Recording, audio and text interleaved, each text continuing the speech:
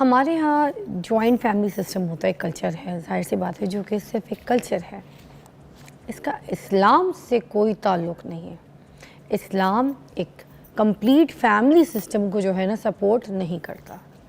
Joint family, दिमाग में गौर से सुन लीजिए कि जॉइंट फैमिली सिस्टम को सपोर्ट नहीं करता। अगर आप बात करें अरब की, जो पुराने ज़माने में जो शादियां होती थी ना, तो उस वक्त वो फ़ौरन अपने बच्चों को अलहदा कर देते थे।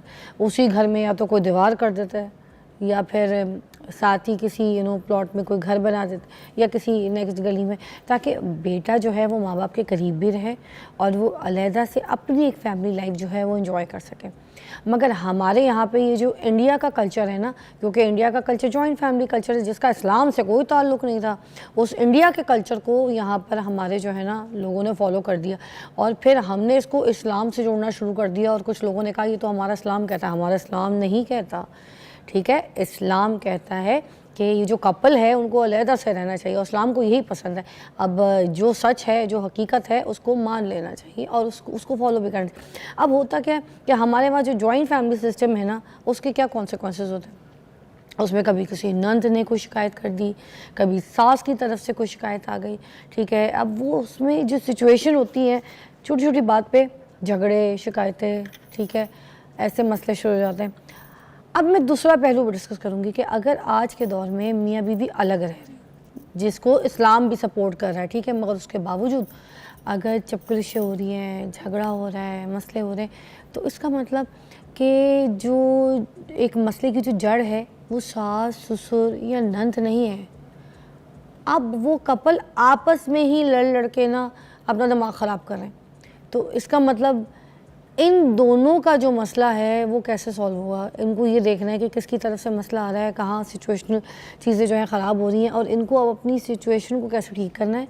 उसके लिए कुछ टिप्स देने के लिए आज हमने तो ताहिरा रुबाब जो हैं उनको बुलाया, जो कि कपल थेरेपी पे महारत हासिल रखती हैं और बड़ी शादियाँ कामयाब करवा ली उन्होंने इसी चक्कर में, क्योंकि इनकी बात लोग मुझे लगता है बहुत आसानी से समझते हैं और इनको सुनते भी हैं। तो आज हमारे पास रुबाब मौजूद है। अस्सलाम वालेकुम। वालेकुम अस्सलाम। रुबाब, ये जो सही कपल होता है, जैसे कहते हैं ओ वाह बेस्ट केमिस्ट्री, पावर कपल, वो कैसे हमें देख के पता चलेगा? कैसे अच्छे हंसने मतलब खेलने वाले जो जोड़े होते हैं, खुश बाश दिख रहे हैं, कंपनी अच्छी है उनकी, उनके साथ बैठ के अच्छा लग रहा है, तो बस ये खुशबाश है, ये कामयाब कपल है, हम इस तरह से अंदाज़ा लगा सकते हैं? बज़ाहिरी तो हम ऐसे ही अंदाज़ा लगाते हैं क्योंकि हमें जो नज़र आ रहा होता है वही हम बिलीव करना शुरू कर देते हैं। कुछ लोग सही भी तो नहीं दिखाते, घर में तो एक दूसरे का मुंह फाड़ के आए होते हैं और बाहर जो है ऐसे बहुत सारे कपल्स हैं फिजा, जो कि बाहर आपको इतने अच्छे, इतने फ्रेंडली नज़र आएंगे और जब आप उनकी लाइफ में देखेंगे तो आपको पता चलेगा कि they are not even sleeping together. वो एक घर में रहते हैं मगर एक बेड पे भी नहीं सोते, अलग अलग कमरों में सो रहे होंगे।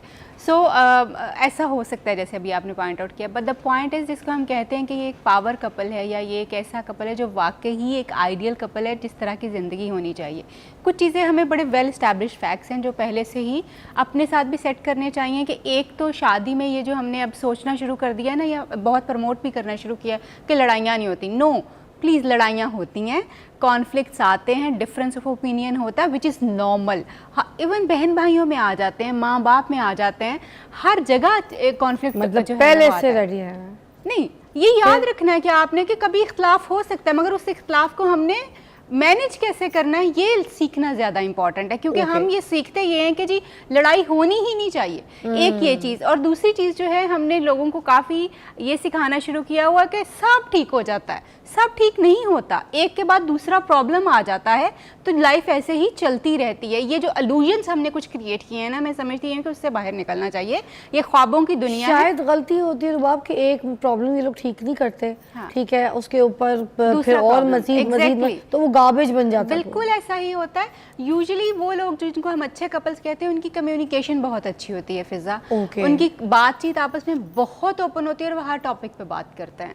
दूसरी बात जो है वो एक दूसरे के साथ टाइम स्पेंड करते हैं, वो एक दूसरे को अपनी प्रायोरिटी बनाते हैं। ऐसा नहीं कि मेरी हज़ारों बाहर की दुनिया मेरी प्रायोरिटी और घर में मेरी बीवी बैठी हुई मेरा वेट कर रही है और मेरे पास उसके लिए टाइम नहीं है। नो, वो एक दूसरे की प्रायोरिटी होते हैं। इसी तरह से उनकी बेड लाइफ बहुत अच्छी होती है, मतलब वो इस बारे में भी कम्युनिकेट कम्युनिकेट करते हैं और इसको इम्प्रूव करने के ऊपर लगे रहते हैं। और उसके अलावा जो है रिस्पेक्ट बहुत ज़्यादा होती है लोगों के सामने भी, और जब बेडरूम में होते हैं तब भी एक दूसरे की रिस्पेक्ट करते हैं।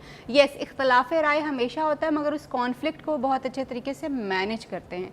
ये वो बेसिक चीज़ें हैं जो आपको एक पावर कपल बनाता है, कपल। और यही जब आप मैनिफेस्ट करते हैं अपने घर के अंदर, मतलब इसको दिखा रहे होते हैं, बच्चे आपके देख रहे होते हैं, तो ये बच्चे भी आगे इसी तरह से ही देखते हैं कि माँ बाप एज कपल किस तरह से अपना टाइम स्पेंड कर रहे हैं। मोस्टली जो कपल्स हैं वो उसमें 35 साल की उम्र के बाद जो है ना मसले शुरू हो जाते हैं। एक ही छत के नीचे रहने के बावजूद दोनों के कमरे अलग अलग होते हैं। बीवी मोस्टली बच्चों के साथ सोना शुरू कर देती है और मियाँ फिर ये कहता है कि मुझे भी जो है ना काम करना है, सुबह टाइम पे जाना है, बच्चों की आवाज़ आ रही है तो मुझे अपनी स्पेस चाहिए, अपना फ्रेंड टाइम, अपना मी टाइम ढूंढना शुरू कर देता है। तो मोस्टली जो आपकी बात है कि जो है ना 35 साल 40 साल के बाद जो है ना एक ही छत के नीचे रह के उनके कमरे अलग हो जाते हैं। ये जो 35 से 40 साल की उम्र है उसमें मोस्टली जो कपल्स हैं वो एक रिश्ते में तो बंधे हुए होते हैं, एक छत के नीचे रह भी रहे होते हैं, मगर एक कमरे में नहीं सो रहे होते हैं, अलग अलग सो रहे होते हैं। बीवी मोस्टली बच्चों के साथ सो रही होती है और मियाँ जो है वो बॉयज़ नाइट्स कर रहा होता है, अपना कहीं और जाके जो है ना कंपनी कर रहा होता है दोस्तों में, मगर उसका घर में बीवी के साथ कोई दिल नहीं लगता, बीवी का अपने मियाँ के साथ नहीं लगता, अपने बच्चों के साथ लगता है। तो ये सिचुएशन क्यों पैदा होती है ऐसे?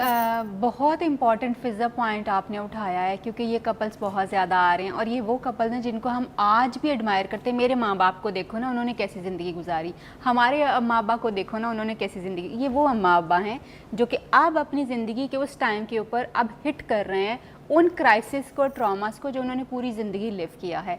ये वो जनरेशन है जिन्होंने माँओं ने घर बसाए और सारी सेक्रीफाइसेस कर दी अपने बच्चों के लिए, ससुराल से मारें खाई, सारा कुछ किया और अल्टीमेटली उसने वो करवाहट और नफ़रत अपने हस्बैंड के लिए पाली जो कि सारी ज़िंदगी चलती रही। जब वो घर भी अलग हो गए, मतलब वो अलग अलग अब रहना शुरू हो गए, ससुराल से अलग हो गए, तब भी she could not let it go. वो जो मार धाड़ हुई, जो लड़ाइयाँ, जो कॉन्फ्लिक्ट इतने ज़्यादा हुए, आपको पता है बहुत ज़्यादा अब से जो हमारी पिछली जनरेशन है उन्होंने बहुत सफ़र किया अपने ससुराल के अंदर, बहुत, इवन सास भी मार लेती है, देवर भी मार लेता है, नंदे भी उठ के मार लेती होती थी। तो वो नफ़रत जो है आज रिज़ल्ट की है इसके ऊपर कि ना बीवी शोहर की शक्ल देखने को तैयार है, ना शोहर बीवी के साथ। शोहर अब बेचारा पीछे पीछे फिरता है क्योंकि अब वो बहुत ज़्यादा अकेला हो गया, मगर बीवी क्योंकि she has suffered a lot, उसने बहुत ही ट्रॉमा जो है वो देखा, तो वो कहती है कि भैया मुझे आपकी ज़रूरत नहीं, मेरे बच्चे जवान हो गए। इतनी सारी बातें की हैं, उसमें एक नई बात बीच में निकली है, वो ये कि जो सिंगल मदर होती हैं, ठीक है, बाप बता रही हैं कि जब उनके बच्चों की शादी, बेटे की शादी होती है तो वो जो है ना बर्दाश्त नहीं करती, उनसे ये चीज़ हज़म ही नहीं होती। अब क्या, क्यों हज़म नहीं होती, बताएंगे? बिल्कुल फिजा, जो अक्सर अब केसेस रिपोर्ट होते हैं ना क्लिनिक के ऊपर, तो जो सिंगल मदर्स होती हैं दे आर द वर्स्ट सास। मैं माजरत चाहती हूँ, बहुत सारी औरतों ने बहुत स्ट्रगल की होती है अपने बच्चों को पालने के लिए और बेटों को ख़ास तौर पे, मगर लेट मी टेल यू कि मैं वो रिपोर्ट कर रही हूँ जो मैं क्लिनिक के ऊपर देखती हूँ। अच्छा, वो वर्स्ट मदर्स क्यों हैं? क्योंकि उन्होंने बहुत सफ़र किया है और उन्होंने अपने बच्चों को अकेले पाला होता है और बहुत सर्दी गर्मी खुद देखी होती है, और जो उनका एक बेटा होता है उसको वो पोजेस करती हैं इस तरह से कि वो सारा कुछ है उनका। साइकोलॉजिकली मैं बता रही हूँ कि वो उसको अपनी पोजेशन में रखती हैं। अब जब वो शादी हो जाती है तो वो बहू बिल्कुल भी एक्सेप्टेबल नहीं होती। और लेट मी टेल यू, अगर मैं थोड़ा सा और इसको ओपनली बात करूँ तो एक्चुअली जो सिंगल मदर्स होती हैं जिनके बेटे होते हैं, वो उनको बिल्कुल उनके साइकोलॉजिकली नफ्सियाती तौर पे बार बार इसलिए कह रही हूँ कि इस बात को कहीं कोई गलत रंग ना दे दिया जाए, वो उन अपने बेटों को एक्चुअली कहीं ना कहीं दिमागी तौर पे अपने हस्बैंड की जगह पे कंसिडर कर रही होती हैं साइकोलॉजिकली। दोबारा ये बात कह रही हूँ क्योंकि यहाँ पे बातें तरोड़ मरोड़ के बयान करने का बड़ा फैशन है। तो वो अब जब उसके साथ जो है मतलब जब उसकी शादी हो जाती है तो शी इज़ लाइक कि वो बिल्कुल भी एक्सेप्ट नहीं करती उस औरत को जो उसके घर आई होती है, और उसको बड़े आराम से ये कह भी देगी कि तुम कौन होती हो, ये तो मेरा बेटा है, तुम इसको कहाँ से लाई हो। मतलब वो इस तरह की लड़ाइयाँ करेगी जहाँ पे उसकी पोजीशन नज़र आएगी। और दूसरा, और जो एक और चीज़ है, बहुत सारे ऐसे केसेस रिपोर्ट होते हैं जहाँ पे सिंगल मदर जो है हस्बैंड वाइफ के बीच में आके सोने की कोशिश करेगी और सोती हैं, अपनी चारपाई उनके साथ बिछा लेंगी, उनके बेड के दरमियान में, मियाँ बीवी के दरमियान में सो जाएंगी, जो कि इस्लामिकली, सोशली, मॉरली, इखलाकी, हर तरह से ही एक ऐसी चीज़ है कि आप छोड़ दें, क्या बात है। एक केस रिपोर्ट करूँगी, एक साइकोलॉजिस्ट थी मेरी ट्रेनिंग, तो वो मेरे पास आई तो 6 महीने के बाद ही शक्ल उतरी हुई। अक्सर आप देखेंगे कुछ औरतें ऐसी होती हैं जिनको रंग रूप आता है शादी के बाद, कुछ ज़्यादातर औरतें वो होती हैं जो मरने वाली हो जाती हैं शादी के बाद। क्यों भाई, आपने चीज़ें जो सोची हुई थी वो उस तरह की थी नहीं। अब शी सेड, मैंने कहा क्या हुआ है बेटा, इस तरह की शक्ल क्यों बनाई हुई है, अभी तो 6 महीने हुए शादी को। शी सेड मैडम मैं क्या बताऊं कि अभी तक 6 महीनों में मैं और मेरे हस्बैंड आराम से हम अपने बेडरूम में सो नहीं सके। अच्छा है बस लाइक, अच्छा क्या हुआ है। शी सेड कि रोज़ाना हमारी सास जब हमारे सोने का टाइम होता है हमारे बीच में आके सोती हैं।